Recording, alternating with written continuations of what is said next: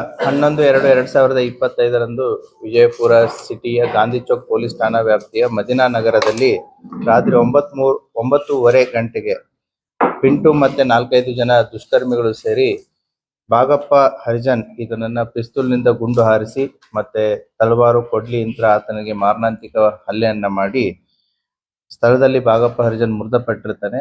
ಅದಕ್ಕೆ ಸಂಬಂಧಪಟ್ಟಂತೆ ಬಾಗಪ್ಪ ಹರಿಜನ್ನ ಮಗಳಾದಂತಹ ಗಂಗೂಬಾಯಿ ಹರಿಜನ್ ಇವಳು ಗಾಂಧಿ ಚೌಕ್ ಪೊಲೀಸ್ ಠಾಣೆಯಲ್ಲಿ ಅಪರಾಧ ಸಂಖ್ಯೆ 32/25 under section 189 class 2, 191 class 2, 191 class 3, 352, 103, 190 BNS act ಅಡಿಯಲ್ಲಿ ಮತ್ತು 25A ಆರ್ಮ್ಸ್ ಆಕ್ಟ್ ಅಡಿಯಲ್ಲಿ ಪ್ರಕರಣ ದಾಖಲಾಗಿರುತ್ತೆ. ಮೃತನಾದಂತಹ ಯಾರು ಬಾಗಪ್ಪ ಹರಿಜನ್ ಈಗಾಗಲೇ ಅವನು ಅಪರಾಧಿಕ ಹಿನ್ನೆಲೆಯನ್ನ ಉಳ್ಳವನಾಗಿದ್ದು ಆತನ ಮೇಲೆ 10ಕ್ಕೂ ಹೆಚ್ಚು ಪ್ರಕರಣಗಳು ದಾಖಲಾಗಿತ್ತು. ಅದರಲ್ಲಿ 6ಕ್ಕೂ ಹೆಚ್ಚು ಪ್ರಕರಣಗಳು ಆತನ ಮೇಲೆ ಮರ್ಡರ್ ಕೇಸ್ಗಳು ಕೂಡ ದಾಖಲಾಗಿತ್ತು. ಸೊ ಈ ಹಿನ್ನೆಲೆಯಲ್ಲಿ ಆತನ ಅಸೋಸಿಯೇಟ್ ಆದಂತಹ ಒಬ್ಬ ರವಿ ಮೇಲಿನ್ಕೇರಿ ಅನ್ನೋನು ಕಳೆದ 6 ತಿಂಗಳ ಮುಂಚೆ ಮರ್ಡರ್ ಆಗ್ತಾನೆ. ಆ ಮರ್ಡರ್ ಕೇಸಲ್ಲಿ ತುಳಸಿರಾಮ್ ಹರಿಜನ್ನು ಮತ್ತೆ ಅಲೆಕ್ಸ್ ಗೊಲ್ಲರು, ಪ್ರಕಾಶ್ ಗೊಲ್ಲರು, ಷಣ್ಮುಖ ನಡುವಿನ್ಕೇರಿ ಮತ್ತೆ ಇನ್ನಿತರರು ಸೇರಿ ಆತನನ್ನ ಕೊಲೆ ಮಾಡಿರ್ತಾರೆ. ಈಗಾಗಲೇ ಆ ಎಲ್ಲಾ ಕೊಲೆ ಆರೋಪಿಗಳು ನ್ಯಾಯಾಂಗ ಬಂಧನದಲ್ಲಿದ್ದಾರೆ. ಈ ರವಿ ಮೆಲ್ಕಿನ್ ಮೇರಿ ಮತ್ತೆ ಬಾಗಪ್ಪ ಹರಿಜನ್ ಇವರು ಕೂಡ ಒಂದೇ ತಂಡದಲ್ಲಿದ್ದು ಇವರು ಕೂಡ ಹಲವಾರು ವರ್ಷಗಳಿಂದ ಕೂಡಿ ಕೆಲಸ ಮಾಡಿರ್ತಾರೆ. ಅವರ ಮಧ್ಯೆ ಸಾಕಷ್ಟು ವ್ಯವಹಾರಗಳನ್ನು ಕೂಡ ಇರುತ್ತೆ. ಹಣಕಾಸಿನ ವ್ಯವಹಾರ ಆಗಿರ್ಬೋದು, ರಿಯಲ್ ಎಸ್ಟೇಟ್ ವ್ಯವಹಾರ ಆಗಿರ್ಬೋದು, ಇವರಿಬ್ರು ಕೂಡಿ ಕೆಲಸವನ್ನ ಮಾಡಿರ್ತಾರೆ. ಮತ್ತೆ ಬಾಗಪ್ಪ ಹರಿಜನ್ ಮತ್ತೆ ರವಿ ಮೆಲಿನ್ಕೇರಿ ಕೂಡ ಇವರು ಸಂಬಂಧಿಕರು ಕೂಡ ಆಗಿರ್ತಾರೆ. ಆದ್ರೆ ರವಿ ಮೆಲಿನ್ಕೇರಿ ಮೃತಪಟ್ಟ ನಂತರ ಈಗೇನು 6 ತಿಂಗಳಾದ ನಂತರ ಬಾಗಪ್ಪ ಹರಿಜನ್ನು ಈತನ ತಮ್ಮನಾದಂತಹ ಪ್ರಕಾಶ್ ಮೆಲಿನ್ಕೇರಿ ಏನಿದಾನೆ ಆತನಿಗೆ ಸಾಕಷ್ಟು ಒತ್ತಡವನ್ನ ತರ್ತಾ ಇರ್ತಾನೆ. ಏನಂದ್ರೆ ರವಿ ನನ್ನ ಹೆಸರಲ್ಲಿ ಸಾಕಷ್ಟು ಆಸ್ತಿಯನ್ನ ಮಾಡಿದಾನೆ, ಸಾಕಷ್ಟು ದುಡ್ಡನ್ನ ಮಾಡಿದಾನೆ, ವಾಹನಗಳನ್ನ ಮಾಡಿದಾನೆ, ಆ ಎಲ್ಲವನ್ನ ಕೂಡ ನನಗೆ ವರ್ಗಾಯಿಸಿ ಅಂತಂತೇಳಿ ಅವನಿಗೆ ಪೀಡಿಸ್ತಾ ಇರ್ತಾನೆ. ಯಾರಿಗೆ? ಪ್ರಕಾಶ್ನಿಗೆ. ಅಷ್ಟೇ ಅಲ್ಲದೇ ಇಷ್ಟೆಲ್ಲ ಕೊಡಕ್ಕಾಗದ್ರೆ 10 ಕೋಟಿ ರೂಪಾಯಿ ಕೊಡಿ ಅಂತಂತ ಹೇಳಿ ಪ್ರಕಾಶ್ ಒತ್ತಡವನ್ನ ಹೇರ್ತಾ ಇರ್ತಾನೆ. ಇದು ಯಾವ ಹಂತಕ್ಕೆ ಹೋಗುತ್ತೆ ಅಂತಂದ್ರೆ ದುಡ್ಡು ಕೊಡಕ್ಕಾಗದಿದ್ರೆ, ಆಸ್ತಿ ಕೊಡಕ್ಕಾಗದಿದ್ರೆ ಅವಾಚ್ಯವಾಗಿ ಆತನ ಅಣ್ಣನ ಹೆಂಡತಿಯ ಬಗ್ಗೆ ಈತ ಬಾಗಪ್ಪ ಹರಿಜನ್ ಮಾತಾಡಿರ್ತಾನೆ. ಸೊ ಇದರಿಂದ ಬೇಸತ್ತಂತ ಪ್ರಕಾಶ್ ಮೇಲಿನ್ಕೇರಿ ಏನ್ ಮಾಡ್ತಾನೆ ಅಂತಂದ್ರೆ ಆತನ ಸ್ನೇಹಿತರಿಗೆ ಇದರ ಬಗ್ಗೆ ಡಿಸ್ಕಷನ್ ಮಾಡ್ಕೊಂಡಿರ್ತಾನೆ. ಸೊ ಯಾವಾಗ ಈ ವಾದ ವಿವಾದದಲ್ಲಿ ಒಂದು ದಿನ ಬಾಗಪ್ಪ ಹರಿಜನ್ ಏನ್ ಹೇಳ್ತಾನೆ ಅಂತಂದ್ರೆ ಪ್ರಕಾಶ್ಗೆ, ನಿನ್ನ ಅಣ್ಣನ್ಗೆ ಆದಂತ ಗತಿನೇ ನಿನಗಾಗತ್ತೆ, ಅದು ಅದೇ ರೀತಿ ನಿನಗೆ ಮಾಡುತ್ತೆ ಅಂತಂತ ಹೇಳಿದಾಗ ಪ್ರಕಾಶ್ ಮೇಲಿನ್ಕೇರಿಗೆ ಕನ್ಫರ್ಮ್ ಆಗುತ್ತೆ ನಮ್ಮ ಅಣ್ಣನ ಹೊಡ್ಸಿದ್ದು ಬಾಗಪ್ಪ ಹರಿಜನನೇ ಅಂತಂತ ಹೇಳಿ. ಸೊ ಆ ಹಿನ್ನೆಲೆಯಲ್ಲಿ ಪ್ರಕಾಶ್ ಆತ ತಂಡವನ್ನ ಕಟ್ಕೋತಾನೆ. ಆತನ ಅಸೋಸಿಯೇಟ್ಸ್ ಅಂತಂದ್ರೆ ಆತನ ಸಂಬಂಧಿಕರೇ ಇವರು ಕೂಡ ರಾಹುಲ್ ತಳಕೇರಿ, ಈತ ಹರ್ತಿಯವನು, ಅದೇ ರೀತಿ ಸುದೀಪ್ ಕಾಂಬ್ಳೆ ಇವನು ಅಗರ್ಕೇಡ್ದವನು, ಮತ್ತೆ ಮಣಿಕಂಠ ಬೆನಕೊಪ್ಪ ಅಂತಂತ ಹೇಳಿ ಈತ ಸುದೀಪ್ನ ಫ್ರೆಂಡು. ಮತ್ತೆ ಕಳೆದ ಸುಮಾರು ತಿಂಗಳಿಂದ ಈತ ಇಲ್ಲಿ ರವಿ ಜೊತೆಗೆ ಆಗಿರ್ಬೋದು ಮತ್ತೆ ಪ್ರಕಾಶನ ಜೊತೆಗೆ ಆಗಿರ್ಬೋದು ಈತ ಸ್ನೇಹಿತನಾಗಿ ಕೆಲಸ ಮಾಡ್ತಾ ಇರ್ತಾನೆ. ಈತ 4ನೇ ಆರೋಪಿ ಆದಂತಹ ಮಣಿಕಂಠ ಬೆನಕೊಪ್ಪ ಈತ ಬೈಲಂಗುಲದವನ್ ಇರ್ತಾನೆ.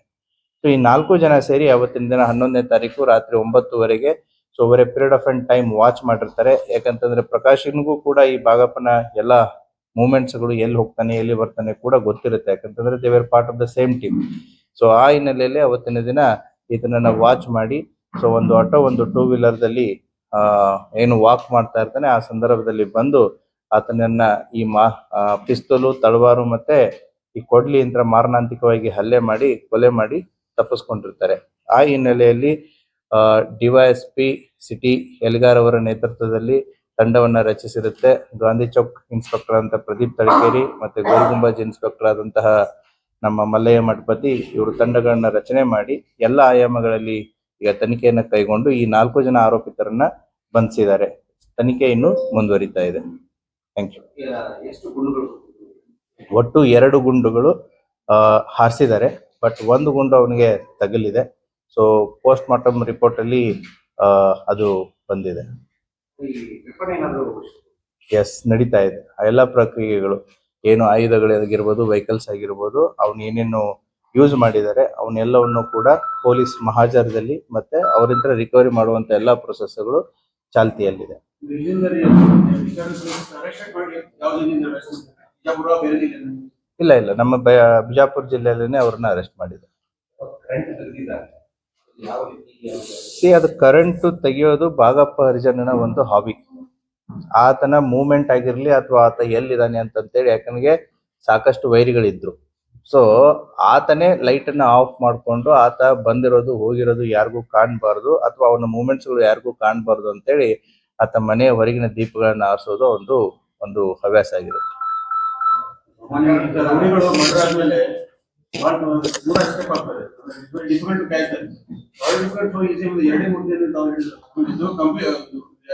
ಪೊಲೀಸರ ಭಯ ಅಷ್ಟಿದೆ, ಪೊಲೀಸರ ಭಯ ಅಷ್ಟಿದೆ. ರವಿ ಮೇಲಿಂಗರಿಗೆ ಅವಾಗ FIR ಯಾರು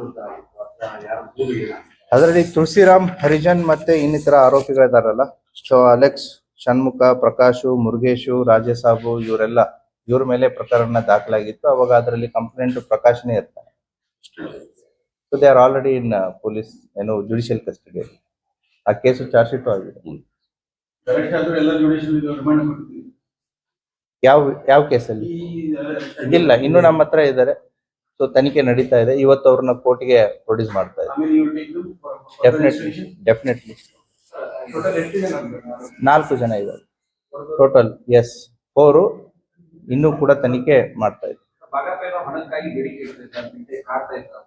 ಅದನ್ನೇ ಹೇಳಿದೆ ನಾನು ಇವಾಗ ಅದ್ರ ಬಗ್ಗೆ. ಸೊ ರವಿ ಸತ್ತಾದ್ಮೇಲೆ ರವಿ ಮತ್ತೆ ಬಾಗಪ್ಪನ ಮಧ್ಯೆ ಏನು ವ್ಯವಹಾರಗಳಿತ್ತು, ಸೊ ಬಾಗಪ್ಪನ ಹೆಸರಲ್ಲಿ ರವಿ ಸಾಕಷ್ಟು ದುಡ್ಡು ಆಸ್ತಿ ಮಾಡಿದಾನೆ ಅಂತಂತೇಳಿ ಬಾಗಪ್ಪ ಈ ಪ್ರಕಾಶ್ಗೆ ಅಲಿಯಾಸ್ ಪಿಂಟೋ ಏನಿದಾನೆ ಅವನಿಗೆ ತೊಂದರೆ ಕೊಡ್ತಾ ಇದ್ದ.